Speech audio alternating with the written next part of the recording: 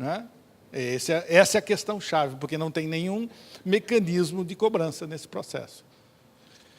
Aqui a cidade colocada dentro de uma bacia maior, onde toma água num ponto e solta o efluente no outro, que esse seria o trecho onde o enquadramento deveria ser estabelecido, ou então, quando a cidade engloba toda uma bacia, e, portanto, o plano da bacia se confunde com o plano de saneamento.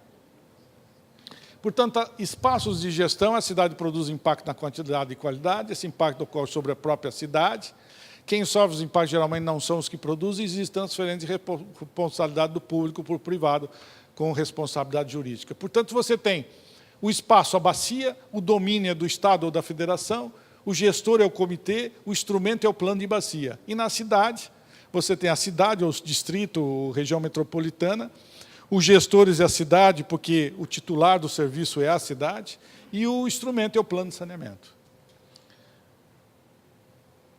Plano de bacia e plano de saneamento básico. O plano da bacia deve estabelecer um mecanismo de outorga, de enquadramento e de gestão de risco, que não está na lei, infelizmente, mas deveria. Mas está no objetivo da lei. Não está no instrumento, mas deveria estar, porque está lá nos objetivos. O plano de saneamento da cidade deve ter como condicionante a oferta de água de outorga e atender metas de enquadramento. E a lei de saneamento estabelece que o saneamento deve atender os condicionantes de recursos hídricos. Situação.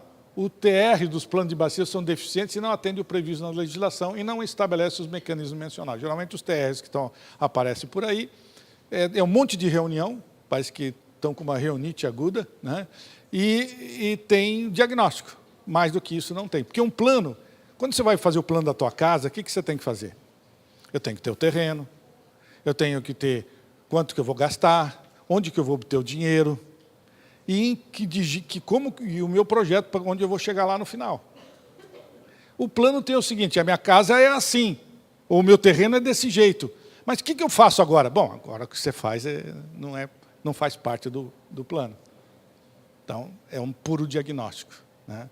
Então, os TRs e a objetividade desse processo é ainda muito fraca. Os planos são para cumprir a lei sem objetividade técnica e sem metas, muitas vezes. Não estou falando em todos os aspectos, não só água e esgoto. Nos comitês de bacia não existe pressão sobre as emprestamentos para atendimento das metas de enquadramento. Na França, o que aconteceu? É a mesma coisa que aqui, era o comitê de bacia, só que lá as cidades foram constrangidas nos comitês de bacia a executar a sua parcela dentro do processo. Houve uma cobrança, uma pressão sobre isso. Aqui não acontece isso. É como se não é comigo o problema. Sabe aquela coisa? Eu entro no negócio e não é comigo, né? Empresas de saneamento que geralmente são do Estado ou do município, 90% das empresas que hoje fazem água e esgoto no Brasil, ou é municipal ou é estadual, 80% municipal, 10%. Só 10% é privada. Não possuem regulação e não existem, e quando existem são frágeis. Quando eu digo regulação é o seguinte, quando você faz alguma coisa e você não tem cobrança, você faz o que você bem entende. Quando você é monopólio, você precisa ter regulador, que vai estabelecer metas e indicadores que você tem que apresentar sistematicamente. As empresas públicas não têm. Cobram por um serviço sem entregar. Por que investir se já recebem pelo serviço? Essa é a pergunta. Por que racionalizar o uso da água se eu vou perder faturamento? Tratamento diferente de investidores privados e para empresas de governo no licenciamento. Aquilo que eu já falei, não é uma questão financeira, mas institucional. O setor privado tem forte insegurança jurídica e institucional para investir no setor. Dinheiro não falta investidor, só que o cara falou o seguinte, bom, eu vou entrar num setor desse, eu não sei como que eu vou sair dele.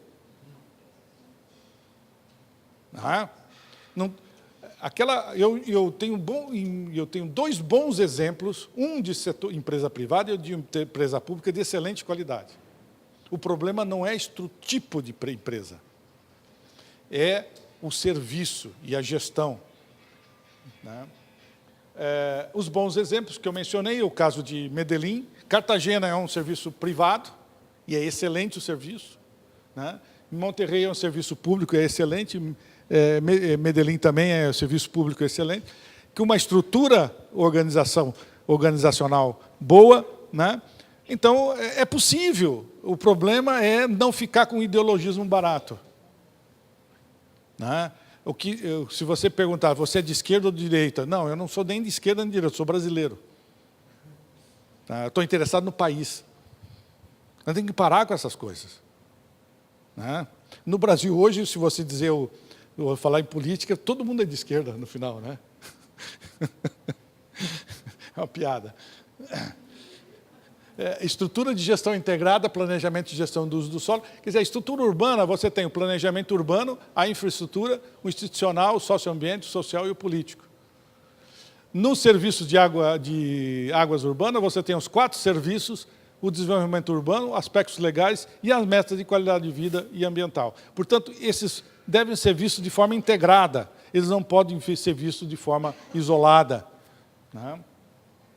Um planejamento integrado, você tem aqui princípios, objetivos, políticas, diagnósticos, medidas, implementação e as informações. Normalmente você tem uma estrutura básica como essa num plano integrado. Eu estou passando um pouco mais rápido. Eu tenho participado de um projeto com o Banco Mundial, delineado, numa iniciativa sobre gestão integrada, que o objetivo é desenvolver uma estratégia integrada para a cidade. A estratégia trata de entender problemas e causas e planejar ações de curto prazo, permite investimento dentro do planejamento integrado. E se trabalhou 3 cidades no passado, agora vai se procurar uma nova fase, que são essas aqui. E eu só vou passar rápido. Nesse sistema se trabalhou na caracterização, identificação de problemas, quantificação e estabelecimento de estratégias para a cidade. Né? Aqui é o plano estratégico, você vai lá, faz acordos, faz avaliação estratégica e faz uma validação daquela estratégia para a cidade junto com os atores locais. Aqui dá um exemplo, por exemplo, de Aracaju, se identificou que a ocupação do solo desordenada, desperdício de água, contaminação, cada um deles tinha uma causa e depois foram estabelecidas estratégias para buscar soluções a cada uma daquelas problemas e causas. E depois foram feitos termos e referências específicos de cada ação.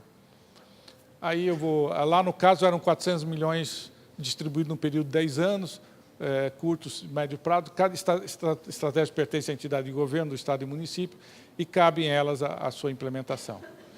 Bom, em conclusão, esse é um processo longo no tempo, não existe uma solução de curto prazo. Ele é extremamente integrado e interdisciplinar.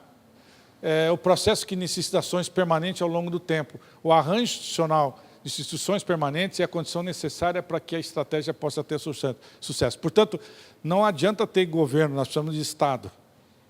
Né? Governo tem 4 anos, ou no máximo 8. Nós precisamos de Estado. Né? Qualificação técnica é a base das instituições, e esse é o problema, geralmente. Né? E a integração é essencial para obter resultados sustentáveis. Obrigado.